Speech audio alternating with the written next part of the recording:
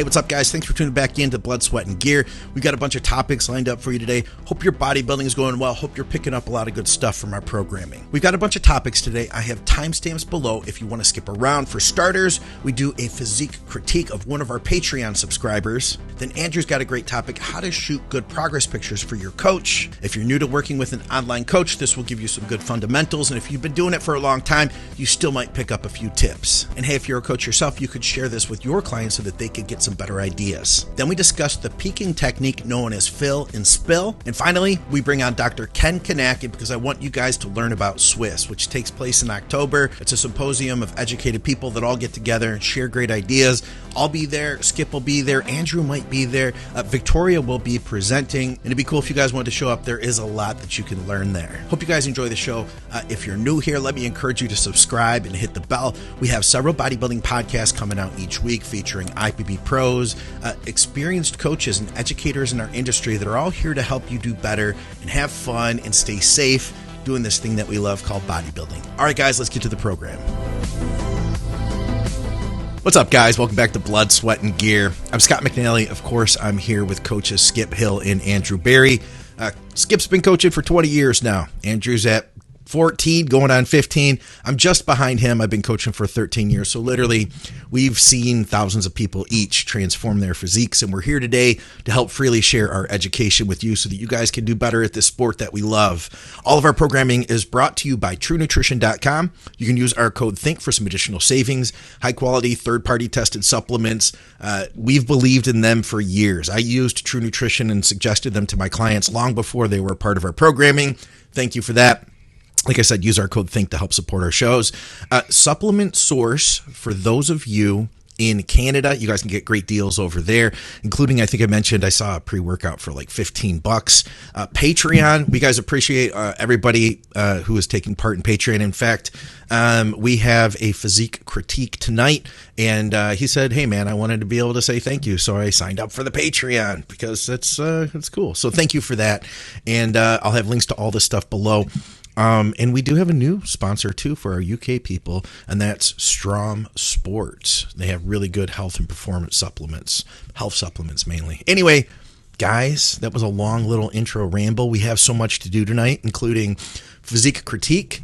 We're gonna give everybody a whole breakdown on how to shoot your progress pictures. A lot of people, they don't do it well. And I thought that it would be kind of a cool topic for us because I think everybody who's going to be working with a coach, even if you are working with a coach, you could probably use some pointers on that. Plus, we have all of your listener questions from YouTube and a bunch more. Gentlemen, what's going on? I just wanted to say I'm really not here to share my knowledge. I'm here for the attention. If anybody pays attention to me for like 10 minutes, 15 minutes, you feel good? I fucking love that. I feel good. It makes me feel good. I feel important. Just like a dog that just needs to be scratched in the chest every couple hours. Exactly. My dog. See, I would have said a cat, but whatever. My dog does that where she'll look at me and then she the arm goes like this. She just lays back like the arm like this. Like my guy goes like this. He goes. Yeah. He goes like this with his front paws. That means come give me a scratch. That's funny. So anyway, we've had a bunch of people asking about Nate Spear. They're like, where's Nate been? We tried to get Nate on tonight, but he was dealing with a little food poisoning. So he will be with us, though, in the future. We're trying to get him on. Now that he's a pro, it's harder to get This is real food poisoning, guys. Not bodybuilding food poisoning, Like he actually, he had some food actually spoil. So for him, he loves doing the podcast. So, for him to not, do it, he's definitely under the weather right now. So yeah. Think about it. He's going to lose probably 7-8 pounds. He's going to just shit water for a while, and he's still going to be over 260, considerably bigger. Not even like if I stood next to him, I'd look like I don't train. So you know what? If he shits off 7 or 8 pounds, good for him. Good. Did you watch our his guest posing from our Vermont show off my Instagram? I didn't see it, but I saw pictures of it. Silly. It's crazy. Oh, you got to watch the video. It's really cool to see because you can see like what's happening right now and what it's going to look like next year when we hit the Indy Pro and the New York Pro and hopefully a few other ones. So yeah, it's nice. Pretty cool to see. Those will be good shows. And it's very respectable. Yeah, it was very respectable guest posing conditioning. I think some of the guys are getting away with some stuff. And of course, it's hard because you want to get the top names, and they got to make their progress. But this was, I don't think he took any steps backwards in his progress. He just got super insulin sensitive again, and now we're ready to push. And I'm thinking we're going to get him in the 290s, 295, somewhere in that range. So nice, Jesus. Yeah. Well, yeah. What was he at competing last year? Like high 240s.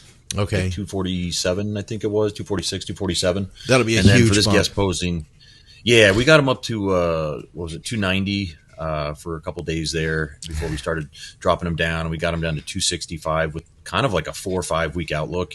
And it's funny because we both like looked at each other. I think we were training on the day before his guest posing, and we're like, man, that Legion Pro is only like 8 weeks away. Yeah. We were kind of like, I was like, nah, let's stick to the game plan. Both of us agreed it was probably the right move. So yeah, I like that. Those would be good shows too. I feel like Indy Pro, I see him there. New York Pro, I see him there. That'll be a great place. Plus, like those are shows that remind me like guys just get gnarly. I don't know why. I mean, of course, New York Pro, nasty freaks, right? But I get that vibe Lighting's from always Indy. good.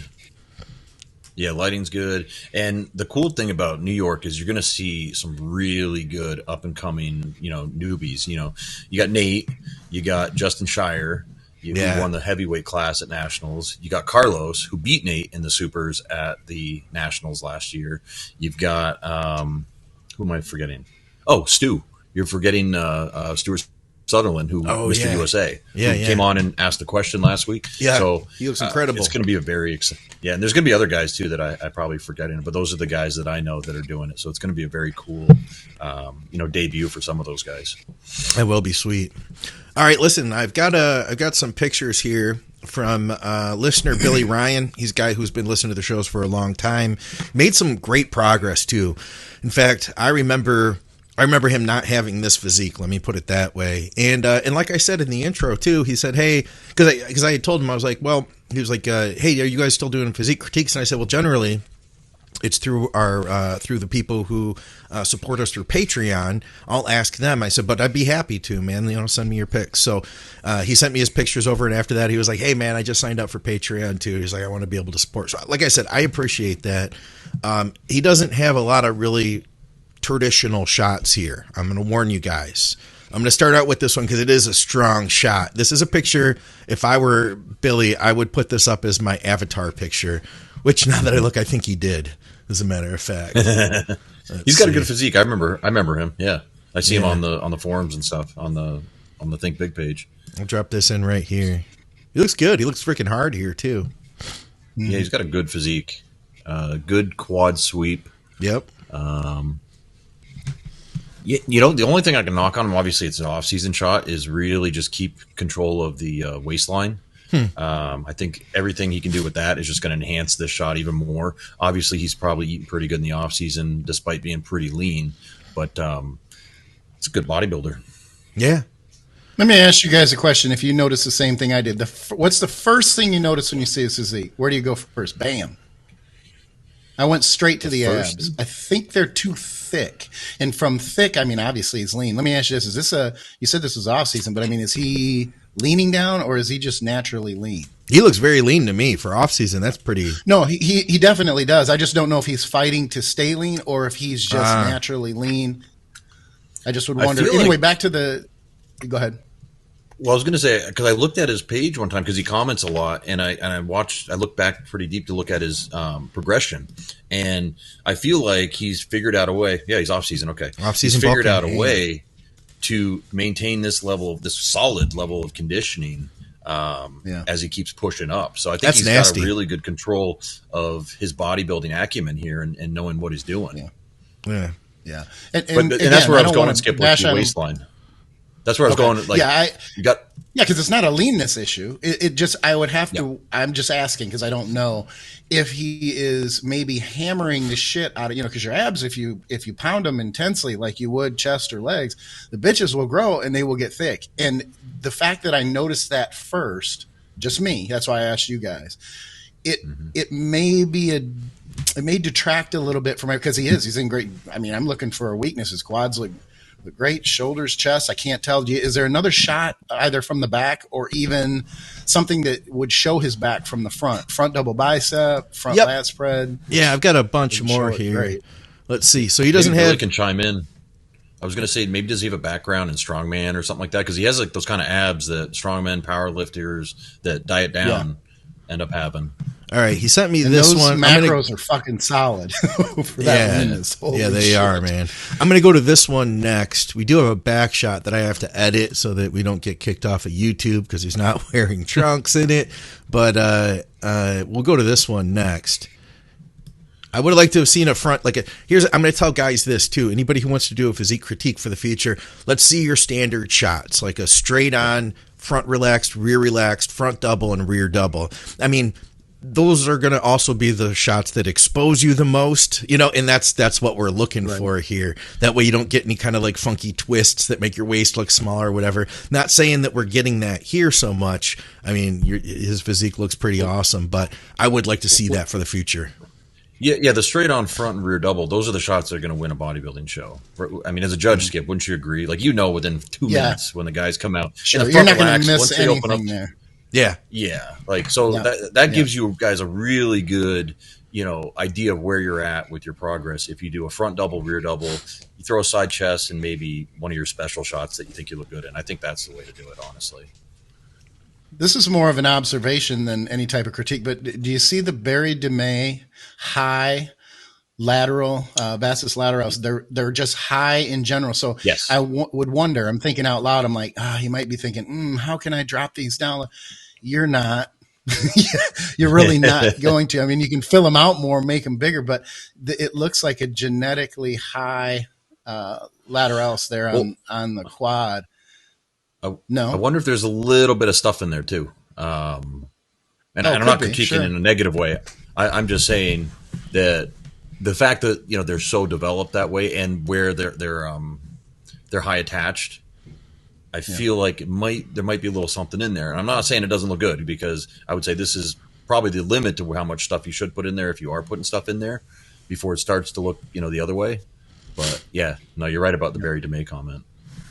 All right, let me see what else we got here. That off-season condition, though, that's pretty fucking good. If I could have all my clients in that type of off-season condition, especially with those macros, shit.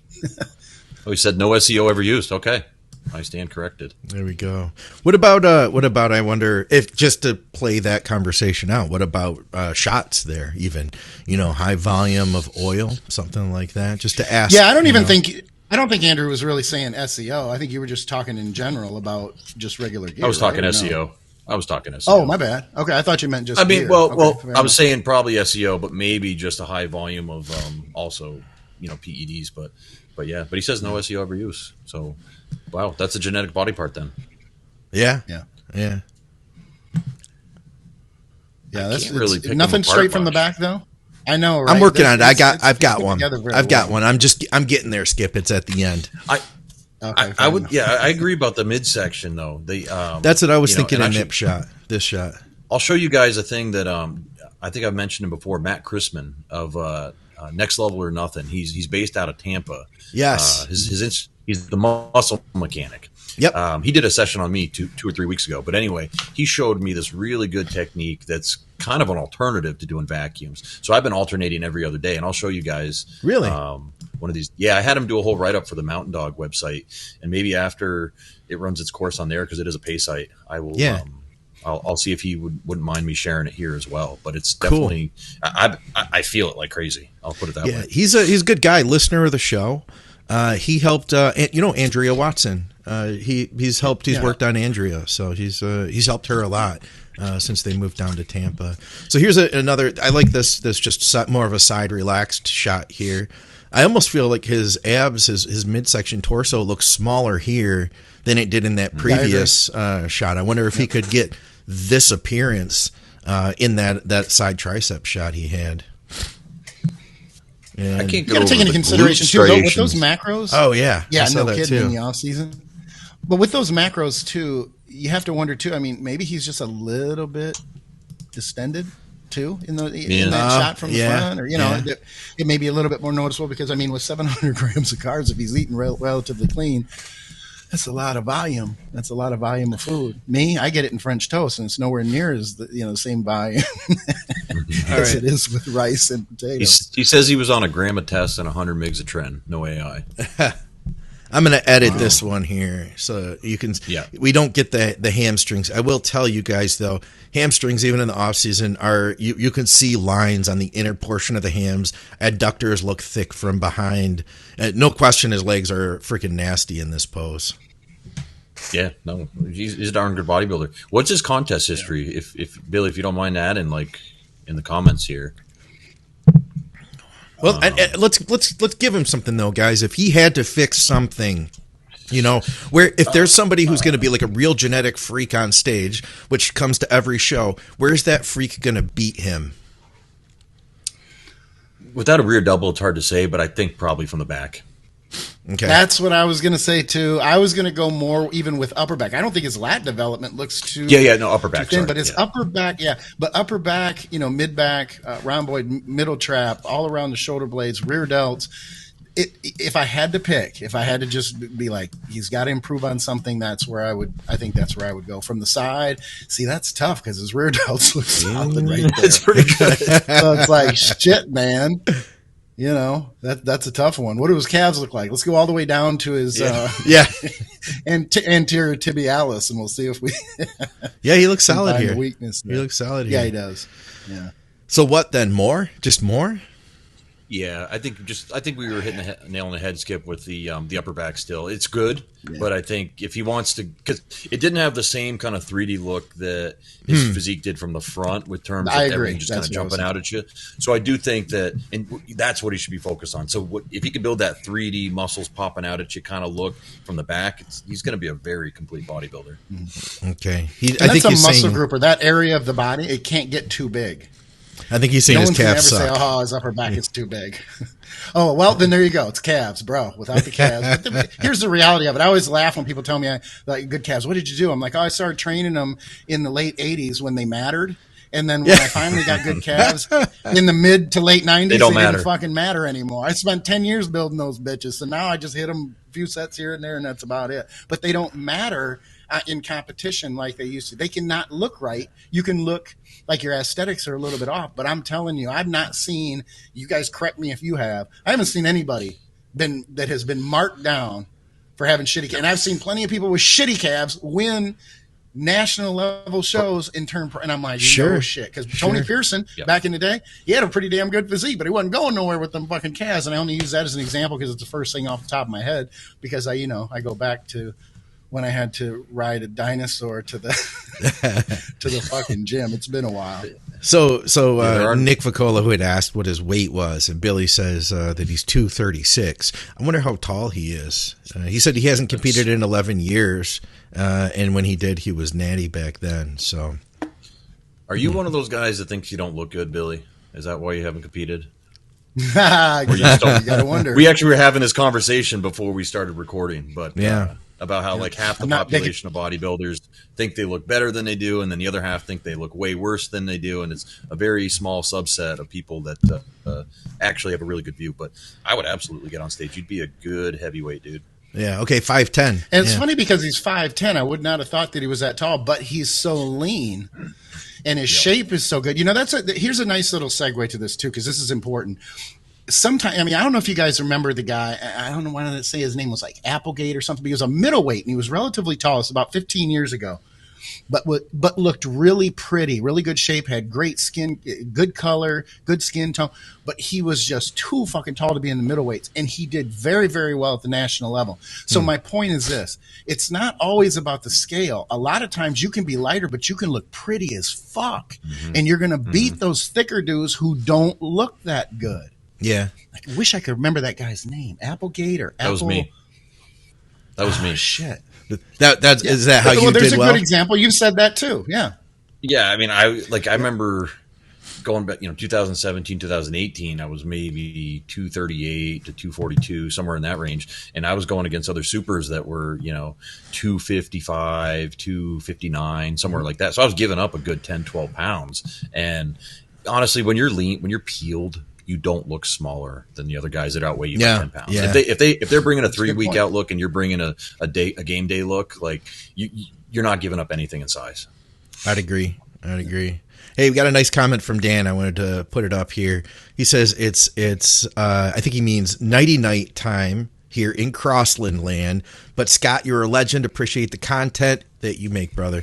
I wanted to say thank you, first of all, actually to everybody who has had all sorts of positive feedback on all the shows. It's cool to have such a supportive group of people on YouTube, because that's really rare to have a supportive group of people on YouTube. Yeah. You guys are freaking awesome. And also all your comments, likes, all that stuff, it helps to boost our programming up.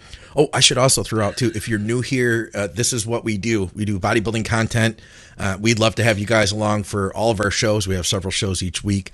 You can like, all that stuff helps, and subscribe, hit the bell, all that. Quick question for Andrew. Yeah. Andrew, do you think that if that comment said, Andrew, I think you're a legend, would he have read it? No, I would have actually deleted it. I was actually going to make the same comment. I was going to make the same comment. I would have deleted it. He wrapped it up so nicely that I didn't want to steal his thunder. I would have deleted it completely. Fuck that guy.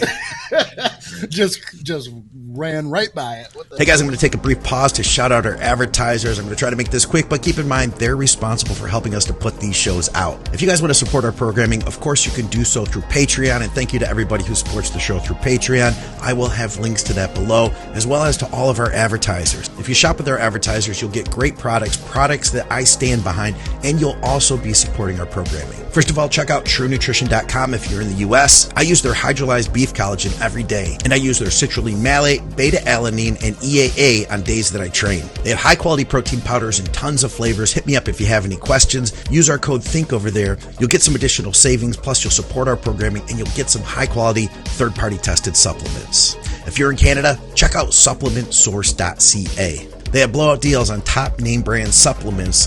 They constantly have different things happening, so be sure to go to their site and check them out. I recently saw Carbolin for like $30 off. I mean, you really can't beat those prices. Plus, they have free shipping over $99. If you're in the UK, then you probably already know about STROM Sports. They're one of the leader in health supplements in the United Kingdom. STROM Sports Nutrition has standalone supplements like NAC and TUDCA, and they have finished blends like SupportMAX, a high-quality, well-priced on-cycle support stat. I have links below to everything. Thanks for watching. Thanks for your support. So, Andrew, you had made a post a while back, which was a phenomenal post, and you talked about how to take good progress pictures. And I can tell you, all three of us are coaches. I mean, and you have to figure if this is what you do for a living, then you're seeing a lot of people's physiques, and especially first-time people, or even I'll tell you, people that are experienced, but they get out of their comfort zone. They do great progress pictures at home, and then they get to the hotel before the show, and all the shit goes sideways. Let's take a minute. We don't have to make this long, but let's talk about how to make good progress pictures. What were some of the tips that you had suggested in your post? Well, I actually sent you the post if you want to put it up there. I made a mistake for you. I mean, you kind of know the answer to that, Scott, don't you? But no, I mean, it comes from a place of we need to analyze information, right? And to properly be able to analyze that information, we need to see accurately what you look like. And, when you get pictures with people, my rules have always been no mirror selfies, no selfie shots using one phone in one hand and trying to hit a side bicep or something. Like, send me pictures the same way you're going to be judged on stage, because that's going to be the most effective way for me to evaluate you and where we are with conditioning. But first thing, no selfies. Secondly, set yourself up facing direct sunlight, whether it's natural sunlight. And this is something funny because sometimes people don't even realize, like, the sun's behind you and you're still setting the camera up facing the sun. Like, you know what I mean? Like, you got to know where the sun rises and when it sets. So you got to know where the sun is. Set your camera up that way. Or if you have a lighting source, set your lighting source up 8 feet ahead of you. Okay. Whether it's a ring light, whether it's, some other lighting source, it really doesn't matter as long as we're seeing your body. Turn the lights off behind you. That's another big thing, okay? Because a lot of times the light behind you will block out what we're seeing in front, and we won't get to see the definition. We won't get to see the lines, the separation, all that kind of stuff. Set the camera up at waist level. A lot of people, they'll do this thing where they set the camera on the floor, and then they're kind of looking down at you like, like they're a giant or something like that. Like guys, like there's no way we can accurately, get an idea of your proportions or anything like that. Right. What else? Oh, I started this thing probably almost 10 years ago where I just put the remote right in my mouth, because when you're trying to like fidget with the remote with your hand, it's going to change your shots a little bit. And when you're really trying to work on good posing, as you should be, because you want to practice what you're going to do on game day. So I just put the thing right in my mouth. So I just click down. I had so many people over the years be like, why do you wear a mouth guard when you're doing your posing? I didn't get it at first either. Like it took me a few shots of seeing your pictures or to recognize that. I see. And I don't know whether you've influenced others, but I have clients that do that now too. Yeah. I've seen it as well. Honestly, I think I was the first person I ever saw do it back in 2014, I believe it was. Even Meadows was like, "What's that in your mouth? Like, do you have a dip in or something?" Like, yeah. But no, I do think it just helps you, especially with the rear shots, because when you're doing your rear double and you got one hand that's trying to click, that right arm, if you're clicking, it's going to come forward. It's not going to create. Yeah, it's going to create discrepancy from right to left. And when you're doing your side chest, it's almost impossible to do it properly. So I just think, take that out or do this. Set the thing up on video and then take screenshots afterwards. Also, look like this. Look like this guy in your progress pictures. You'll be doing really good if you look like this guy right here. That's a fucking hell of a shot. We got to all at least reference that. Keep in mind, I would never have done this post if I was like 280 in the off-season fly. Right. So none of this great information would be out there. But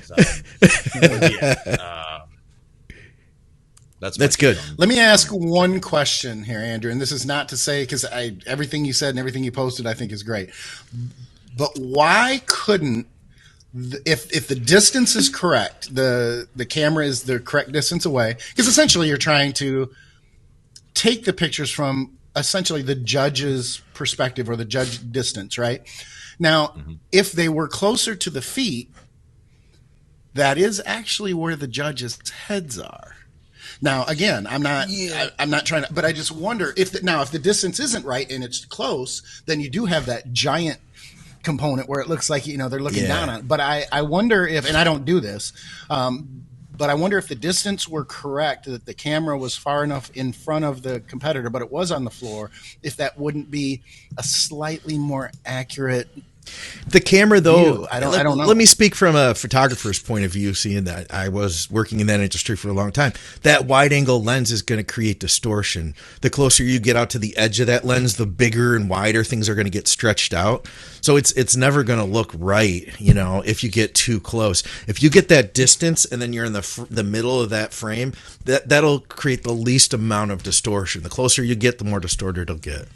Okay, fair. And I'm just splitting hairs, clearly, because it can't be that much. I would imagine it might not even be that much different. But I just posed that question because I was thinking of because usually the eyes are damn near at stage level or just above. But No, that's a good point. But I think what I've done is I've created like a standard. Like all right, if you're setting it at waist height every single time, we're getting a pretty good idea every time, whether you're in the hotel room, whether you're taking pictures at the gym, whether you're at your home. I just think it's a good standard because you see the full body head to toe. Because another thing I find is when people cut off their head, as weird as this is, it does change kind of how you see the physique because the head is like an orienting structure for the size, you know, in comparison to the size of the rest of the body. So I tell people, like, don't cut your head off. Don't cut pictures off. If you don't want me to see your face, that's fine. Just put a little smiley thing, emoji thing over it. That's fine.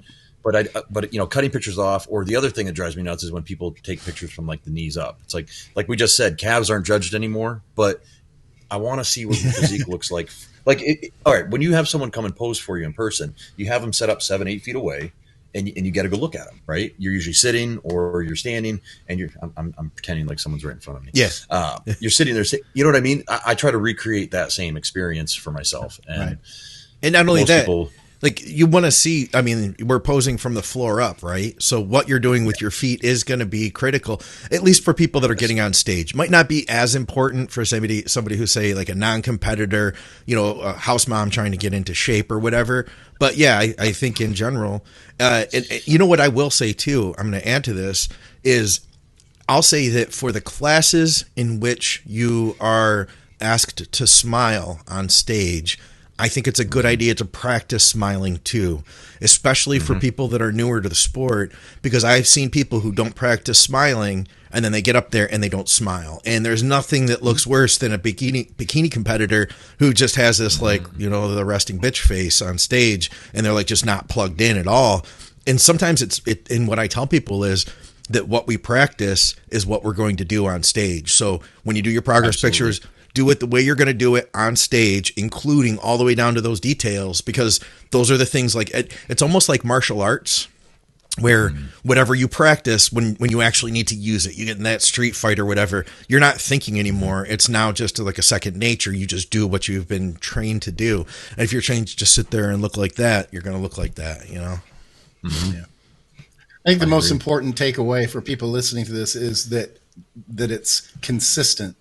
The lighting is the same, the distance is the same, you're taking the picture from the same spot, the same distance, the same height, things like that. If you change rooms or you do it out in the sun one day, it was cloudy, so I did it inside.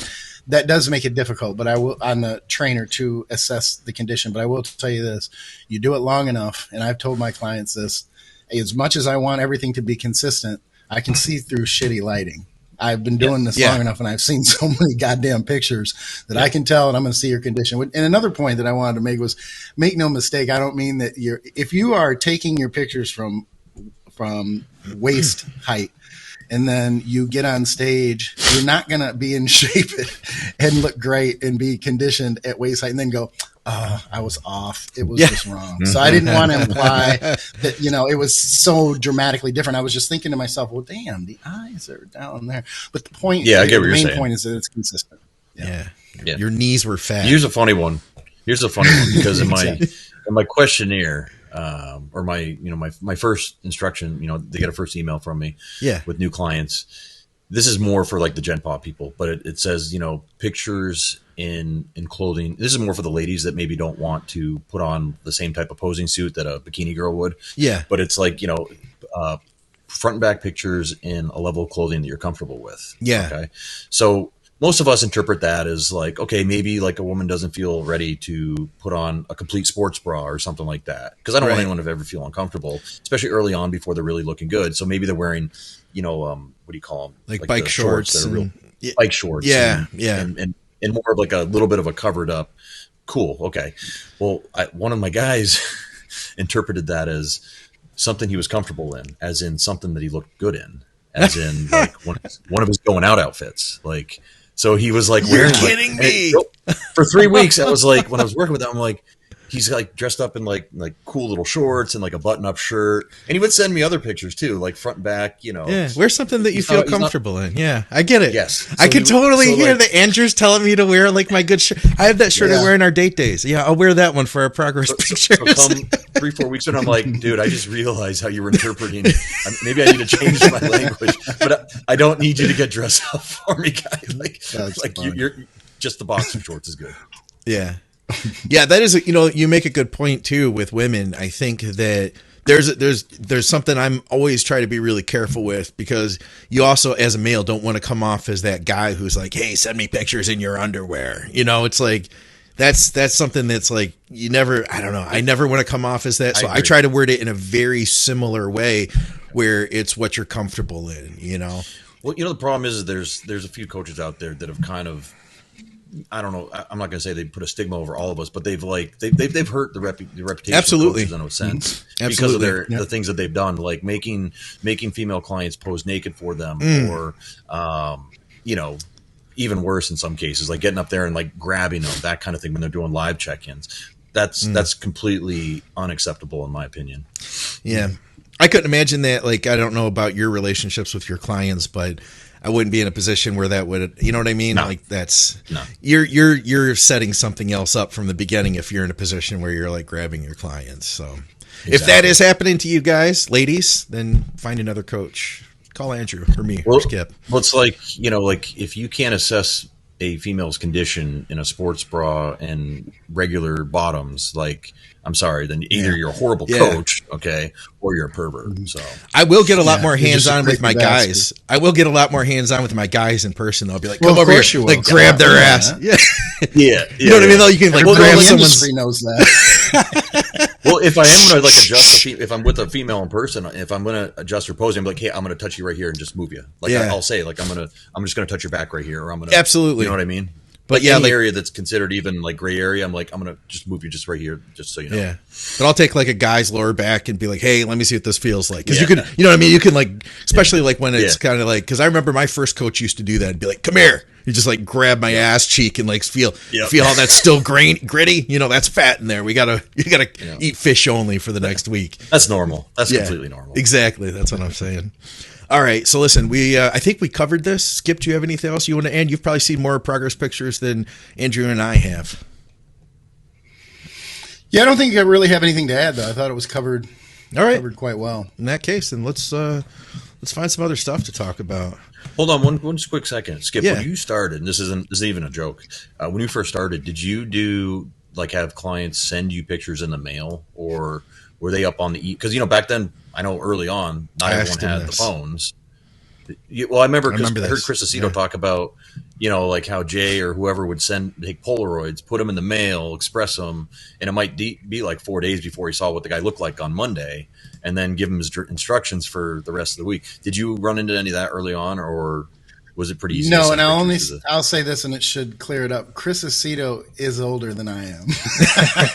He was of course married to Laura Crevel, who was ranked top 2 or top 3 at the Olympia for the last handful of years, I think, of the 80s, maybe 90 as well. I can't remember what I ate for breakfast, so it's hard to remember back in the 80s. But he has been around for a long time. When I started, it was because I started online in 2001. And so at that time, you were still able to, you could take pictures on they had just the regular cameras with the scan disc, and then you had to put the scan disc into your computer, and then you would email the pictures. There wasn't we didn't have the opportunity at that time to post on a forum, but I didn't start my forum for my clients until 2004 when I started Intense Muscle. Actually, I was doing client work on another website that I will not mention because I don't want to give them any credit. That one didn't go very well. I actually locked the admin out when I left, and he was pretty pissed about that. He couldn't get in for 4 days. He had gone to jail. He was in jail because he was one of those guys who owned a board that would sell ancillaries and, your anti-estrogens and all that sort of shit. And he would profit for like 2 or 3 months, and then he would rip everybody off, and then he would disappear. That company would disappear, but he would bring another company up, and he just had this endless line of people who didn't know that he was such a scammer. So he went to jail for it, and he wanted me to cover for him. I'm like, you're fucking nuts. Are you kidding me? So I left, and that's when we decided to start Intense Muscle, and I got a bunch of people real quick. We started Intense Muscle in like 2 days, but I locked his ass out of there. So I was doing prep work there. Didn't that Iron Mag Labs do something like that? You know what? There's been so many that I honestly I can't remember. There's just been so many scammers. It was just the thing to do. Like if you had a board, probably 70% of people who had boards were ripping people off. That's too bad. It was just terrible. Now with social media, I think it helps because we have so many options to figure out who people are. Yeah. It was great. The only person that could find out who someone was back then, seriously, was Dante. That motherfucker. If anything ever happens to you and you don't want anybody to find out, Dante will find out what it was, where you were, who you did it to, and he'll know before anybody else. He might know before your local law enforcement. That guy is insanely resourceful. It's crazy. Yeah. Mike Davies, he used to do pictures in the mail, like in the mail. Mm-hmm. Yeah, I had asked him about that too. Yeah, him and who was that? There was a guy, and I think it was an Asian guy on the West Coast that was working with a lot of women. Kimoto? Kimoto, yeah, it was him and Kimoto had like the two big teams back then for all the women in the sport, and Yeah, yeah, and he said that they used to, both of them, that's what they would do, was pictures in the mail. Some of these women lived like out of state, and they'd like write a letter about their progress, you know? And but you know what, too, though? He told me that some of their, and he still to this day, his coaching process is different. Like, he'll have you check in, or he'll have you work with him. He'll give you a diet, and he'll be like, okay, you're all set until you feel like you need to change the diet, then come back to me. And there's a charge each time that you update the diet then. But you might not need to update the diet for 6 weeks. Something like that. So it was a whole different process than the way we do it. Because it's like, I do think that technology's changed things, because we can literally like, hey, send me pictures at 6 when you wake up, and then eat this, and then send me pictures at 7. You know what I mean? Mm-hmm. So anyway. Absolutely. Let's see what we got here. Okay, I'm going to dive straight into our listener questions from YouTube. All right. Okay, yeah. What about this one from D. Harrison? He says, love these guys. Thanks. A lot of commas in there. I don't know if I read that right. Question for the next episode. Skip, I've heard you mention a peaking strategy called fill and spill, and I believe John Meadows was also a proponent of it at times. Could you please discuss what fill and spill actually is? Thanks so much, guys. Yeah, it's essentially you just load really hard. I mean, I'm giving you the very, like the Cliff Notes version. You load very hard early in the week. It might be Monday, Tuesday, Wednesday, Thursday, whatever. Depends on how quickly you can move water and dry out. But you fill with a bunch of carbs and a bunch of calories to the point where you spill and you're holding water, sometimes quite a bit, and then you basically just clean up the spill, depending again on how long it takes you to move that water and get dry again. So that's kind of it in a nutshell. I do know that John, I know I think I've heard him use the term fill and spill. And Andrew can correct me if I'm wrong, because he knows John and has worked with John, directly for so long. But I am pretty sure that he got that term from me, only because I covered that on the longevity DVD in like 2009 or 2010. But sometimes, I mean, it would be kind of odd that we both had the same term.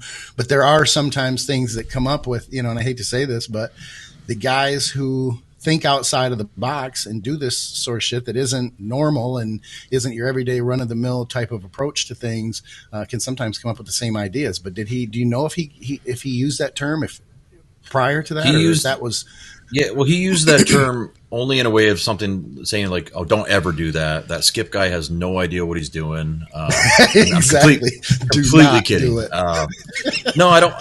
I mean, you guys know, like everything you do with every client is going to be fairly individual. You have a game plan that you want to use, but I don't think he ever went into like I mean, I can't speak for all the clients that he worked with, but I do as working on his website, he would always send me a lot of the stuff to do write-ups on people for we call it an in the trenches section, where we cover people's preps, especially that final week.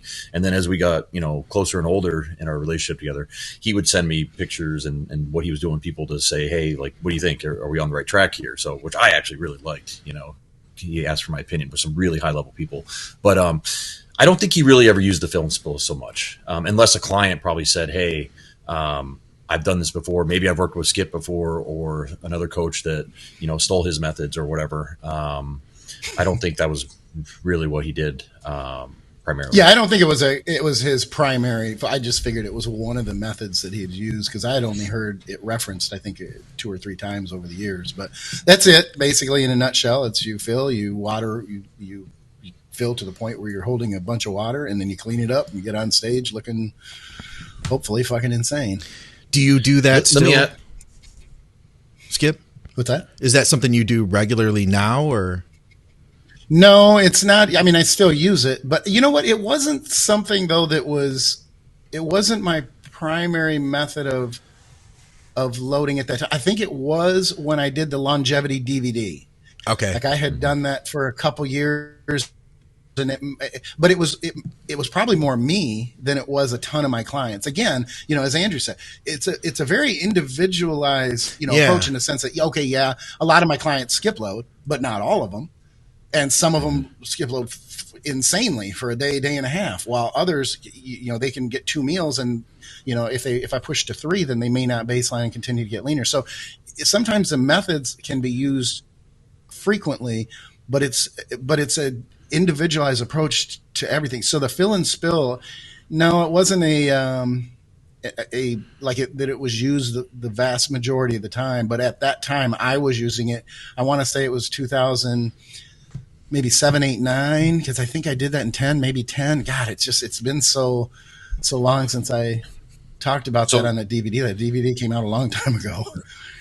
Well, because I'm curious, so can you give us like an example of like what Monday, Tuesday, Wednesday or so looks like? Or maybe actually, like once you've determined that they're full enough, in your eyes, you want them to be a little spilled over, right? Like at a certain point?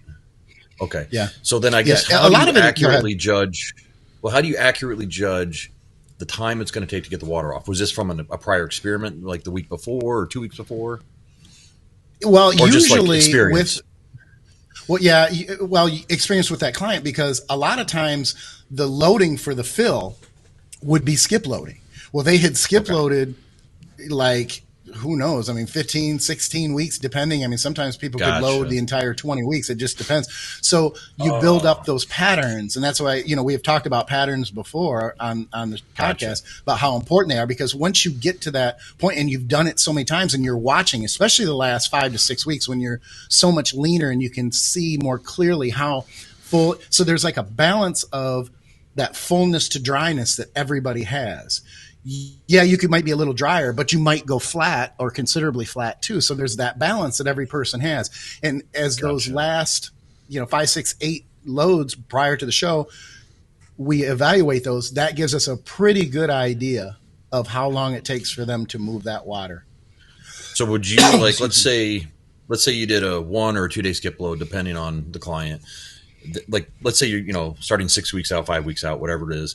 Would you then ask for pictures like the day after the skip load, 2 days after the skip load, 3 days after skip load, and then evaluate which day do they look their absolute best, that balance? Okay. So actually, I still use it. I guess I never called it that, but I do the same idea with a carb when I'm carb cycling people. Like, let's say I have someone doing like 2 700-gram days in a row, and then I want to see them on that second high day to see, okay, now you're obviously really full. Yeah. Now I want to see the day after. I want to see 2 days after. What day gives us that best look? If I'm using some kind of okay, so it's just kind of but I think the main.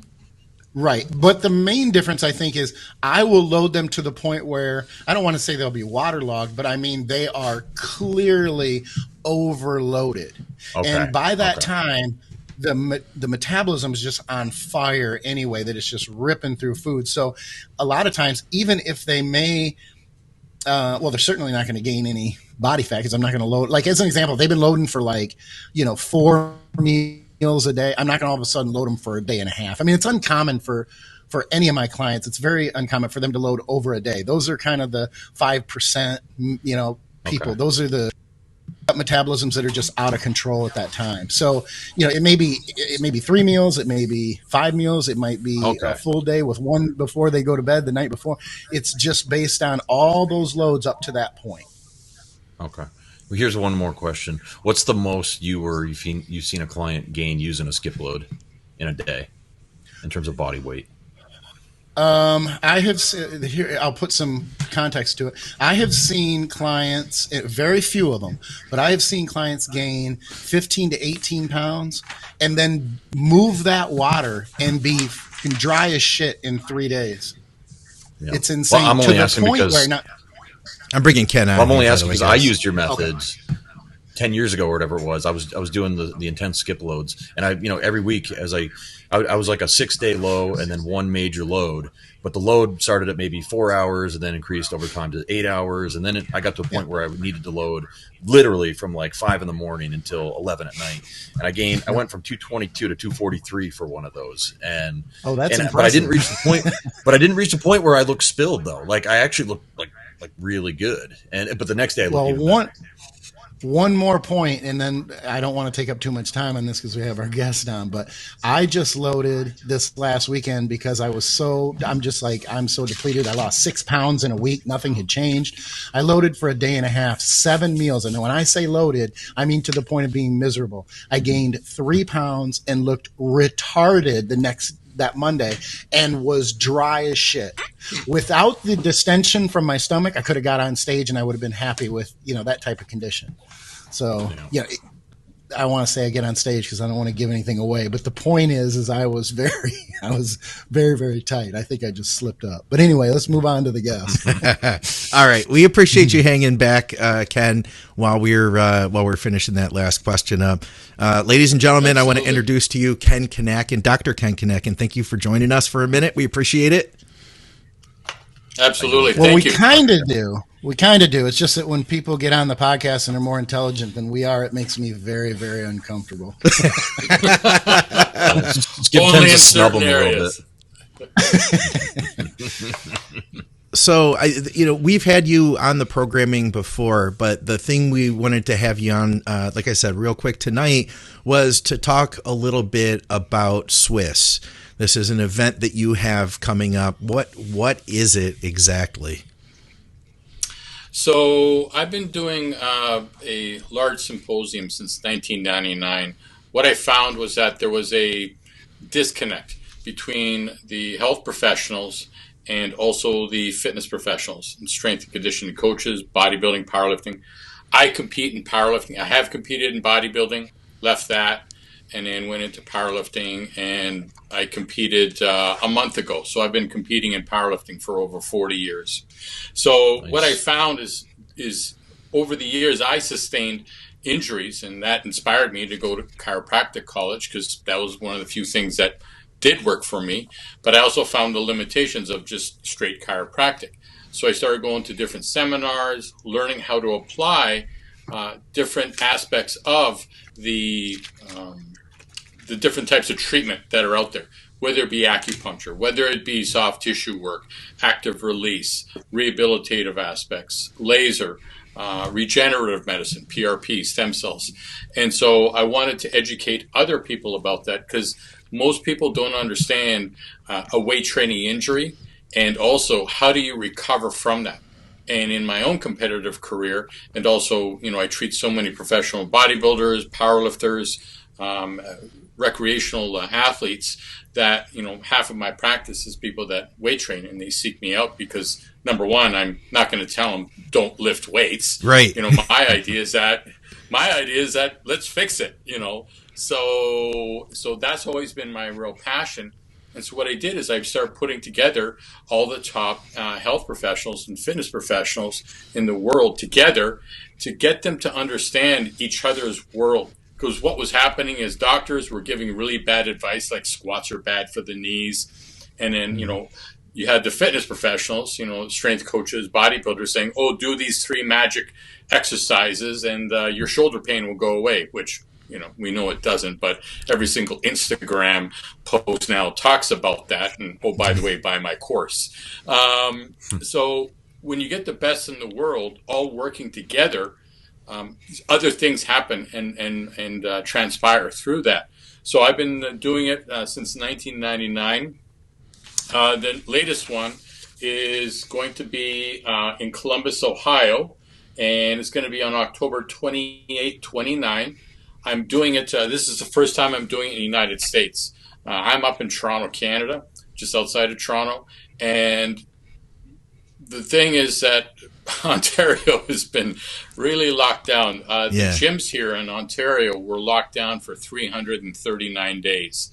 In Ohio, 0. So, and plus also I had so many of the presenters coming from Columbus, Dr. Eric Serrano, the late John Meadows, Matt Wenning, J.L. Holdsworth, Dr. Jeremy Gurman, just to, mention a few. And so I thought, what, I'm going to hold it in the United States, and I'm co-hosting this with Dave Tate from Elite FTS.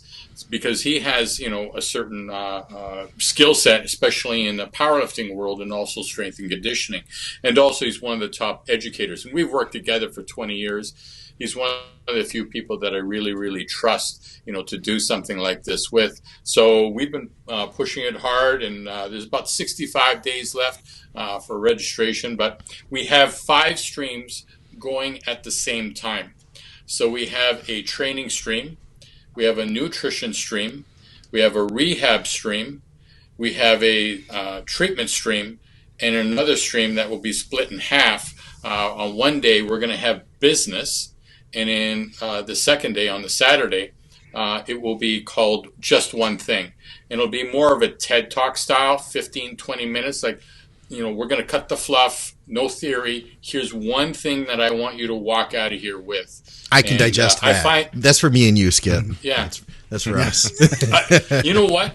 I find that the most powerful, primarily because if you give, anyone, 60 minutes to talk, they will talk and talk and talk. And it's like, wow, that was really good.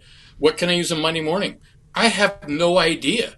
Yeah. So what I've asked all the presenters is that to make this more experiential as opposed to educational. What I've noticed a trend is that over the past couple of years, due to COVID, especially, here in Canada, is that everyone has gotten used to just getting all their information from YouTube, from Instagram, from TikTok. And they've lost the power of interacting and to be able to make connections with other people. I've always stood by that the symposium happens in the hallway. The presentation happens in the ballroom, but the true symposium happens in the hallway. The reason being, it's a two-way conversation. So you get the ability to talk to these top powerlifters, bodybuilders, nutritionists, your questions, and then you can go back and forth. And then what happens is even cooler is you get 3 or 4 of the top presenters talking, creating new ideas, and you as an attendee can just walk up and listen to them. And if you're smart, you'll just listen. You won't, interject anything. Because what happens through those conversations is that, and I saw this with Dr. Michael Militek and Victoria Felkar, that they would talk, and Michael's brilliant with hormones, and Victoria's brilliant with women's hormones. And so all of a sudden they're talking. It's like, wow, this is really, really interesting. Or if you have Dr. Serrano talking to Dave Tate, and then Dr. Stu McGill walks up, and then you have Kazmaier walks in, and they're all chatting about, a certain aspect of the squat, and you're like, holy shit, where do you ever get that? That's not in any YouTube or Instagram post. So that's the interactions that I'm really, really trying to do. And I'm asking all the presenters, it has to be experiential. Either demonstration, either, some kind of information that the person can use on Monday morning, because there's nothing more frustrating than going to a conference and it sounds good, but what are you going to do with it? So I've asked all the presenters, it has to be practical, something that they can utilize. So that's it in a nutshell. And we have we'll have probably over 50 presenters. Hell yeah. Did you want me to let you know? Did you want me to let you know who's coming? Yeah. Well, maybe not all 50. We that might take a while, but I would love to get some highlights of that. And I also wanted to mention too, I wanted to bring Ken on, guys, because, our audience is an audience that really is hungry to learn. And I know the stuff you've done has been so cool. I'm excited to go out and check this out myself. So I'll be there. Skip is going too, which Skip's already, Skip booked his tickets and stuff. He's flying out from Florida. Awesome. And Thank you. I'm really excited to be there. And I wanted to encourage any of our listeners too, that if you wanted to do something a little bit different, if you wanted to get some education and look at things from maybe a slightly different perspective than what we're all used to, I think that this could be a really good place for that. So I'll turn that back over to you though, Ken. Yeah, I think the biggest thing is that we really talk about things on all different levels. Like in 2016, we were basically the first conference to talk about anabolic steroids. So I created a steroid panel, and we had, doctors, therapists, biochemists, everyone. John Meadows was there. I tried to find a top flight athlete, so I got Ben Johnson, who was one of the top runners in the world. And then half hour before the conference, because we had about 10 people on the panel, I go out into the hallway, and Bill Kazmaier is talking to Dorian Yates, which is in of itself is pretty wild in the lobby. I walk up and Kaz goes, "Dorian's pissed off at you," and I'm going, "Oh great, now what?" Because usually when you put on a symposium, every hour there's some kind of thing going on, some sort of drama, and some kind of drama. And Kaz says, "Dorian is upset you didn't ask him to go on the steroid panel," and I went, "Really?" So I said, "Dorian, you want to go on?" And he said, "Yeah, I have some stuff to say." I said, "Perfect." And then I turned to Kaz and I said, "Do you want to go on?" And he says, "I don't know what I would have to say." And I said, "You know what? You could just sit there." Now, I know Kaz well enough. He's not just going to sit there. So I had the fastest man in the world. I had the top bodybuilder in the world, and also the world's strongest man, along with all these other doctors and therapists and biochemists and everything else. And it was a fantastic conversation because we weren't promoting it, we weren't condoning it, but it's such a touchy subject, especially back then. Now it's being opened up with the good work you guys are doing and just talking about it. But it was supposed to be 90 minutes. We went over 3 hours, and actually that was the first time that Dorian actually on film ever admitted taking steroids. He'd done it in print, but he never did it in film. And that was the first time that Kazmaier said, "Yeah, you know what? I took drugs." And that's how, finite, things really were back then. So in 2018, we did it again, and we're going to be doing it again in 2022. So we're going to have different types of panels. But we're going to have Bill Kazmaier working with Ed Cohn, where you're going to be able to go up on stage, and they will coach you through the 3 power lifts. We did that in 2018, and it was such a huge success. I just talked to Dr. Michael Militek last night, and he's going to do a fantastic presentation on overtraining and burnout, all the different components as far as biochemical, mental, emotional, psychological, and how do you actually work with that. He's a brilliant guy, Dr. too. Jordan. Oh, he's so good. Yeah. And, I know that him and Victoria are doing great work together. They are now, yeah. Yeah, and we're going to have Matt Wenning. We're going to have Christian Thibodeau, Brian Mann and Travis Match talking about velocity-based training. Josh Bryant, who's one of the top bench pressers in the world. Joe DeFranco, Mike Israetel. We're going to have Juju Mufu coming out. Oh, cool. Owen Lacey, Dr. Rob Rakowski, Dr. Jordan Shallow, Dr. Steffi Cohen. She's going to come out and present. Nice.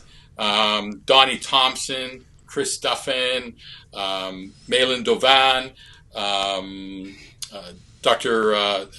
David Leaf, Dr. Eric Serrano, as I mentioned before, Justin Harris.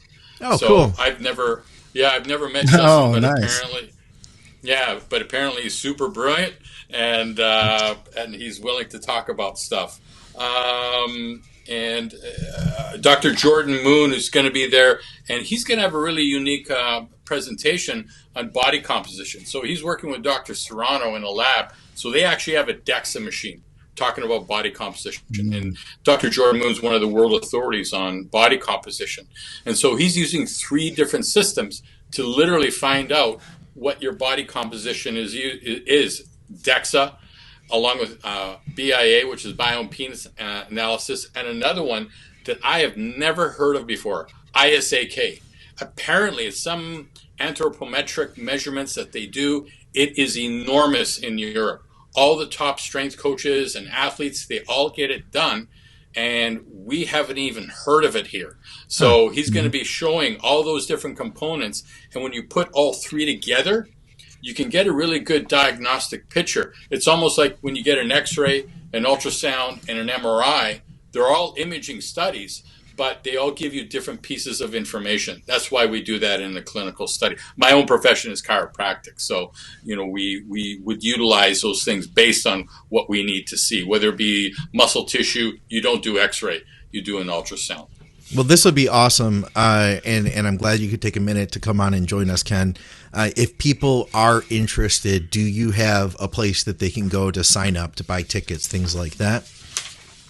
Yes. So you can go to EliteFTS, SWIS2020.com.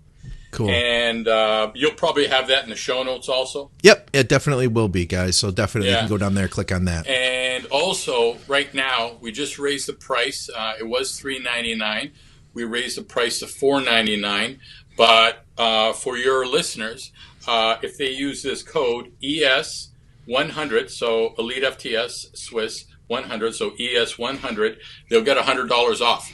Cool. So it'll be $3.99 for anyone that wants to register. But it's going to be in Columbus, Ohio, October 28 and 29, which is a Friday, Saturday. And the whole thing is that you need to connect with people. And I'm actually even going to set up a system where you're going to be able to connect with people in your own area. So in Toronto area, what we're going to have, we'll have a database of where everyone is from. So if someone is from, say, Detroit, you're in Detroit, correct, Scott? Yep. Yeah. So all of a sudden, all the trainers, the doctors, therapists, nutritionists, at 3:00 in front of the training room at Flag 1, meet for 5 minutes. Yeah. Introduce yourself. Because, I mean, I've been to a lot of socials, and I've done socials at SWIS before, and I meet people from New York. Well, that's nice, but it does nothing for me for work, as far as for me to be able to refer or get a referral. So I actually changed the schedule last week because I think in the next 6 to 12 months, the economy is going to go a little bit sideways. So unless you have multiple streams of income and multiple streams of referrals, you're going to have a real hard time. I'm starting to see that in the business world here already. So if you can meet people one-on-one and literally within minutes, you can find out, number one, who they are, where are they? Like, I mean, if they may be 2 streets over, but you've never met them before. And the biggest thing is that, are they nice or are they kind of creepy? So I've referred people, to certain people, and they say, you know what, never refer me to that person again. And I go, why? He says, have you ever met them? No. They say, you should go meet them. Oh, okay.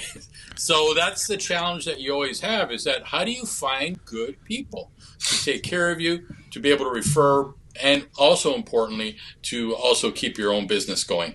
Well, thanks for taking the time, Ken. We appreciate it. And by the way, speaking of introducing people, I never introduced you to these guys who I'm a terrible host apparently. But Ken, this is Andrew Barry, IFBB Pro, and this is Ken Hill. You can call him Ken. We all call him we all call him Skip though. Yeah. We all call him Skip. And I like your name. But I am a Ken. We will all we'll look forward to seeing you over there, and like I said, anybody who wants to take part, let me know, because I'll look forward to connecting with you guys too. It's going to be fun, and this is coming up. Yeah, that's pretty quick now in October. Yeah, it's about 65 days out, so you'd have time to register, and with the decrease in price, it's more than affordable, and it's at the Easton Mall, which is a fantastic place to go shopping. There's over 300 stores there. It's unbelievable. But I mean, the interactions and also the education, but also the experience is unparalleled, because you actually get the truth from all these people. What they say in stage is one thing. Yeah. What they say in the hallway, completely different thing. Because, I mean, they're not being videotaped. They're not being, you can have an honest conversation. A lot of them do. And literally, I've seen businesses being created. Well, the example is Dr. John Berardi, Precision Nutrition. He presented for me in 2004. He met one of the guys there that he started Precision Nutrition with. And John just sold Precision Nutrition for a few years ago for 9 figures. Wow. So, nice. Yeah. So I think it's important too that everybody understands, the listeners understand, that the longer you wait and it gets closer to the symposium, it's going to get more expensive. I think it goes up $100 every couple weeks. Yeah. So if you do want to go, it is a really good price. And to be honest with you, even the end price prior to going is still good, but it will go up 2 or 3 times, I think, before the symposium. So if you're thinking about going, jump in now, because it's a great price. Yeah, at the door is $699. So with this price, it's $300 off, and it's an incredible price. And to meet new friends, meet old friends, and just learn a ton and just have fun. And the cool part is that as a trainer, you're going to see therapies that you have never seen before. Like with Dr. Jeremy Gurman, we're actually going to get a patient, and he's going to do on stage live under diagnostic ultrasound a PRP treatment. So we always hear about PRP and something's torn. You're going to actually see it done in real time right in front of you, where would that ever happen? So, and then you'll be able to talk to him afterwards, which is pretty cool. For what it's worth, I would have paid $1,000 to go. Just don't hold me to that. I already paid for mine. and Thank you so much, Ken. I really appreciate it. One more thing too, and there is an element of this that it is going to be in memory of John. Am I correct? And in memory of Louis. Well, what we've done is that I went to John Meadows' wife's place and with Dr. Eric Serrano, and we did a podcast there. And I asked permission with his wife Mary if I could do an homage tribute. And what that will be is that we're going to get all the different presenters that have worked with John in the past. And here's the one thing that I learned from John, because John was always about education, talking about it, coaching and everything else. And everyone loved John, and he presented for me for years. Just an incredible human being. But we're going to be doing a tribute presentation for that. We tried setting something up for Louis, and Louis's wishes before he passed was, you don't do that. So, if you know Louis, it's interesting that we're going to respect him by now, because it's in Columbus. There will be a lot of the West Side people there, and we'll honor him in other ways other than being on stage. But for John, we're going to have a fantastic. We'll have probably about 10, 12 people up on stage. I think Victoria is going to be up on stage. She asked to be on stage because I guess John was very influential in her career. She introduced him to everyone, including me. We wouldn't have inadvertently met had it not been for John bringing her to the community she did. And I want to mention too that Andrew was very close to John. He had worked with John as a client, a friend for many years. So yeah. And Mary actually mentioned to me the other day that you guys had stopped by and did, because I talked to Mary a couple times a week. You guys did the podcasts and everything. So she actually invited me to come out and stay with her for that one. So fantastic. Yeah, it was a fun podcast, but we invited Mary and the boys to come out to the symposium, and it'll be a real touching, memorable time. So it'll be again. I think the whole thing is that the past couple of years have been really difficult for a lot of people, and you just got to start living life. YOLO. You only live once, so what the heck? Awesome. Right. We appreciate you, Ken. Thank you, gentlemen. Thank you. Appreciate it. Thank you. Take care. Man. All right. That's good stuff. I'm looking forward to that too. I really am. Andrew, I assume with everything coming up, man, your move and stuff, that's probably not going to be in the cards for you. I haven't shut the door on it yet. I got to make it the next 2 weeks and assess again because we have a closing coming up, and then just figure out what projects we need to do and everything. Understood. For the new place and the old place, because we're doing a lot of renovations up here too to get it ready for rental. So nice. All right. Well, hey, no pressure, but if you can, that would be cool, man. That'd be cool. Well, Mary sent me an email the other day and was like asking if I'd come stay with her and the boys and everything. So yeah. All right. That'd be cool. Well, with this, guys, as a lot of you probably know, we record 2 episodes. We have a bunch more content that we want to put out, but, we try to do that in 2 blocks, and we've been going for a while here. So let's wrap this thing up. And then, of course, we'll have another segment coming out real soon. We appreciate everybody who's watching. Of course, if you guys are interested in coaching, reach out to Skip over at teamskip.com. You can reach out to Andrew, bodyberry.com. Hit me up, McNallyDiets@gmail.com. I mentioned our sponsors earlier. here. I won't belabor all of that. You guys know who they are. And for another episode here of Blood, Sweat, and Gear with Skip and Andrew, I'm Scott. We'll see you soon.